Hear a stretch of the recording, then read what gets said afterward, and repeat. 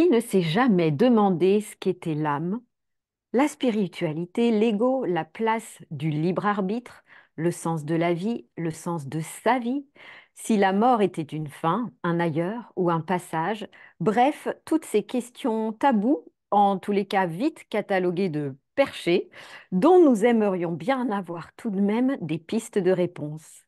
C'est de ce constat qu'avec Véronique, nous avons choisi de vous proposer des séries de courtes vidéos Raconte-nous, où nous explorerons ces questions, apporterons des pistes de réflexion en toute simplicité, sans affirmer que ce qui est dit est la vérité.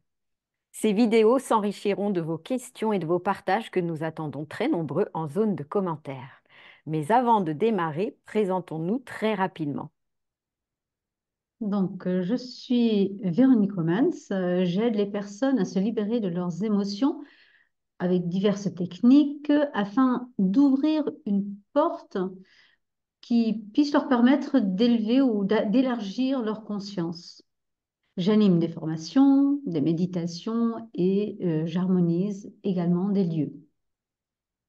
Pour ma part, je suis Aurélia Leroyer, j'accompagne les personnes en situation d'épuisement à retrouver leur vitalité, sérénité et joie de vivre au quotidien via diverses pratiques, dont certaines pour lesquelles Véronique était ma formatrice. Vous trouverez en zone de description tous nos liens pour nous suivre ou nous contacter. Alors raconte-nous, Véro, encore un peu plus au niveau de l'âme, mais par rapport à ces moments où on a des prises de conscience, mais vraiment à un niveau où on sent qu'on se change intérieurement et on change un peu notre regard, notre façon d'être en ce monde. Est-ce que c'est comme si on avait enfin pu entendre un petit message de l'âme? Voilà, c'est quoi ce qu'on appelle des réelles prises de conscience? Alors, les prises de conscience chaque prise de conscience est un éveil. Alors, qu'est-ce qui se passe? C'est que nous, on a une conscience, une bulle de conscience, on va dire. Voilà. Euh, et dans cette bulle de conscience, tout ce qui est à l'intérieur, j'en ai conscient.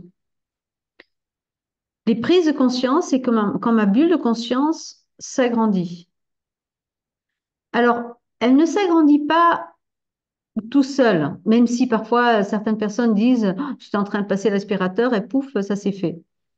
Euh, c'est qu'on a fait déjà une sorte de travail avant, dans une vie antérieure ou dans cette vie.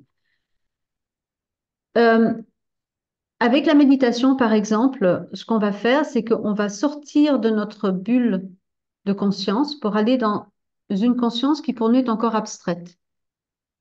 Et on va revenir. On part, on revient. On part, on revient. Et à chaque fois qu'on revient, on ramène une goutte de cette nouvelle conscience. Jusqu'à un moment donné où il y a assez de gouttes pour que la conscience s'élève. Et là, j'ai une prise de conscience. Et ça ne se fait pas forcément lors d'une méditation. Ça peut se faire, du coup, en passant l'aspirateur, par exemple. Mais même certaines personnes qui ne méditent pas peuvent avoir des prises de conscience comme ça parce que, elles font un travail, euh, où elles vont utiliser le mental d'une autre manière. On avait parlé du mental qui était sous l'emprise de l'émotionnel. Une fois qu'on n'est plus sous l'emprise de cet émotionnel, c'est le mental qui est un sixième sens qui réceptionne les informations et va les stocker. Si j'ouvre ce mental à quelque chose de bien plus abstrait, je peux recevoir des informations. Je pense à Einstein, par exemple, mais pas que. Il y a plein d'autres scientifiques qui ont pu toucher des choses très abstraites, qui ont reçu des informations très abstraites parce ils ont ouvert leur conscience. Euh, on dit que Newton, avec sa pomme, il a eu l'idée de, mais c'est parce que il n'a pas cherché, il n'a plus cherché, il a arrêté de chercher, il s'est juste posé et c'est quand la pomme est tombée qu'il s'est dit, ah, j'ai compris, mais parce que son mental était silencieux, donc plus sous l'emprise de l'émotionnel, il faut que je trouve, faut que je trouve, faut que je trouve, juste là, et je me laisse imprégner. Et quand je me laisse imprégner, ma conscience peut s'élever. Du coup, je peux avoir des éveils qui peuvent changer ma vie. Mais chaque prise de conscience, genre prise de conscience que faut que j'arrête de manger du sucre, est un éveil. Chaque prise de conscience de faut que je prenne soin de mon corps, que je fasse un peu plus de sport, c'est une prise de conscience. Et donc, tout est éveil. Chaque prise de conscience est un éveil. C'est juste qu'on a alors élargi notre bulle de conscience. Et est-ce que je peux être éveillé au-delà d'eux? Non. Le vrai éveil ultime, ça m'étonnerait qu'on puisse vraiment le vivre. Selon moi, c'est quasi impossible parce que même l'âme est une conscience qui certes est tellement, tellement plus grande que la nôtre, ou de ce qu'on vit aujourd'hui, en tout cas la conscience qu'on vit aujourd'hui. Elle est tellement plus large, mais même elle peut continuer à évoluer. Au point de vue de la conscience, c'est infini, en fait. Donc quelqu'un qui dit, ça y est, j'y suis, c'est plutôt l'ego qui va parler. C'est un peu comme avec l'univers. On peut sortir de notre galaxie, mais on peut aller toujours Absolument. plus loin.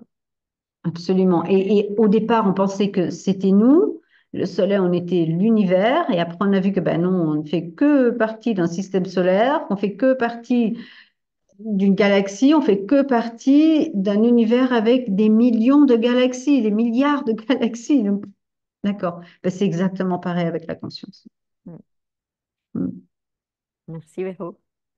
Et on n'a pas encore cité le mot esprit. Pourtant, pareil, on peut le voir quand on est intéressé un peu à la spiritualité. On entend bah, les trois corps, on entend l'ego, on entend l'âme et on entend aussi le mot esprit. Est-ce que tu peux nous en dire un peu plus?